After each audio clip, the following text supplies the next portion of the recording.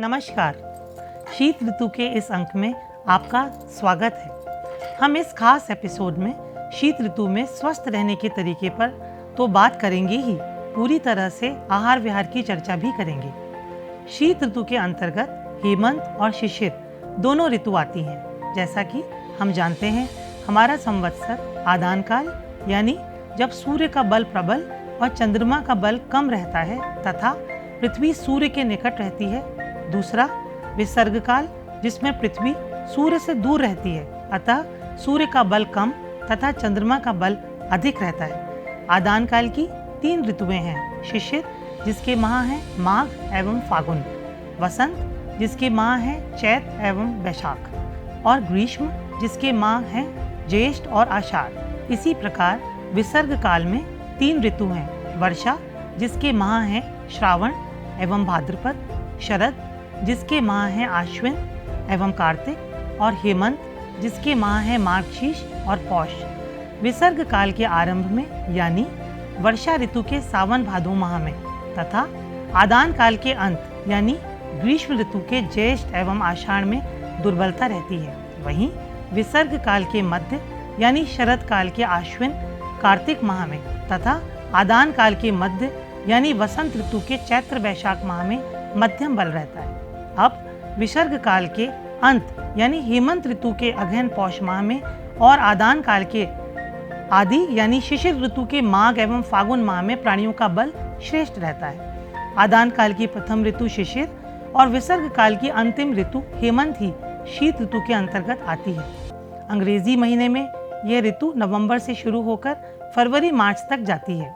दोनों ऋतुओं में लगभग एक जैसा आहार विहार होने के कारण हम एक साथ इनका वर्णन कर रहे हैं। आइए अब पहले हेमंत ऋतु की चर्चा करें। हेमंत ऋतु में शीतलता अधिक रहती है, इसलिए शीतल वायु के शरीर से स्पर्श होने से शरीर के अंदर की ऊष्मा अंदर ही रुक जाती है। इससे स्वस्थ व्यक्ति के शरीर में जठराग्नि बलवान होकर मात्रा और द्रव्य में गुरु यानी भारी आहार को पचाने में समर्थ रहती है। हेमंत में शीत पड़ने पर ही बलवान पुरुषों की अग्नि प्रबल होती है। अगर ऋतु वैकारिक भाव उत्पन्न हो और शीत न पड़े तब अग्नि प्रबल नहीं होती। अग्नि के प्रबल होने के कारण, जैसे पहले बताया, वायु का शीत होना है। हेमंत ऋतु में वातावरण के शीतल होने से शरीर की ऊष्मा बाहर न निकलकर अंदर रह जाती है और जठराग्नि प्रबल हो जाती है। इस ऋतु में गुरु यानी भारी आहार शीघ्रता से पच जाते हैं। जब अग्नि का प्रकोप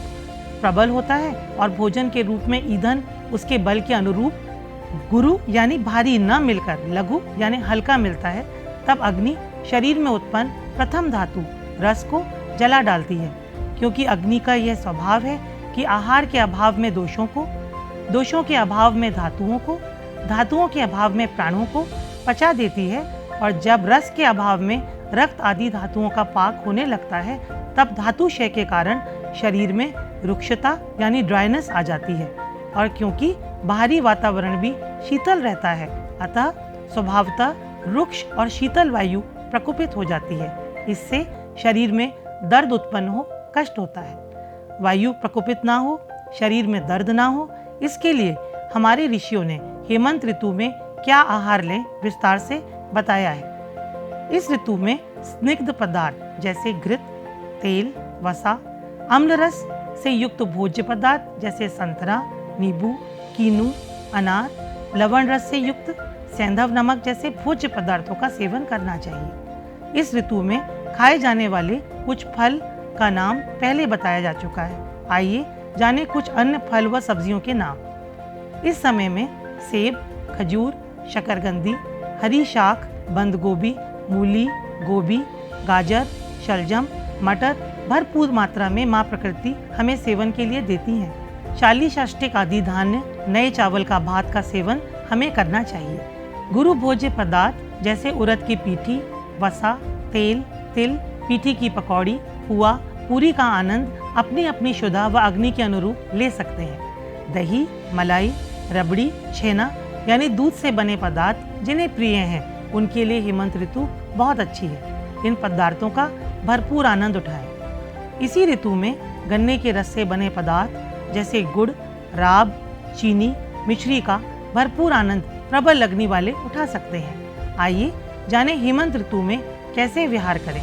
इस ऋतु में तेल की मालिश, उपटन, सर पर तेल लगाना, धूप का सेवन, गर्म तहखाने में रहना, गर्म घेरे वाले घर में रहना लाभदायक है। अपने शयन और आसन को हमेशा रुई से बने वस्त्र या ऊनी रेशमी वस्त्र से ढककर रखना चाहिए, जिससे वे इस्तेमाल में सुखकारी हों, ठंडे न रहें। इस समय भारी गर्म वस्त्र पहनना चाहिए। इस समय ठंडे पानी और लघु आहार यानी शीघ्रता से पचने वाले आहार से बचना चाहिए। आइए अब शिशिर ऋतु के बारे में जानें।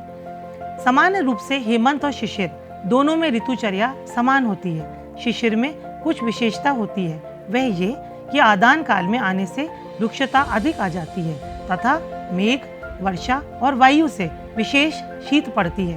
अतः शिशिर ऋतु में हेमंत ऋतु की सब विधियों का पालन और भी अधिक कड़ाई से करना चाहिए। विशेष रूप से तीव्र वायु रहित उष्ण निवास में रहना चाहिए। इस ऋतु में कटुरस जैसे मिर्च इत्यादि, तिक्त रस जैसे करेला इत्यादि, कषाय रस जैसे जामुन इत्यादि अगर हो सुलभ तो भी नहीं खाना चाहिए। साथ ही हल्का भोजन जैसे लैया, पुराना अनाज, ठंडे पानी का उपयोग छोड़ देना चाहिए। आइए इस जानकारी का उपयोग कर हम शीत ऋतु के आगमन से विदाई तक के लिए हमेशा तैयार रहें और इन ऋतुओं के विशेष व्यंजन, खाद्य सामग्री और त्योहारों का भरपूर आनंद उठाएं। उम्मीद करते हैं कि इस एपिसोड में ऋतुओं के बारे में दी गई जानकारी और आहार विहार आपको स्वस्थ रहने में मददगार साबित होगा। ध्यान रहे, आयुर्वेद की चिकित्सा में आहार विहार, ऋतुचर्या, दिनचर्या का पालन जरूरी है। यदि आवश्यकता पड़े तो किसी कुशल वैद्य से परामर्श लेने का सुझाव है। धन्यवाद।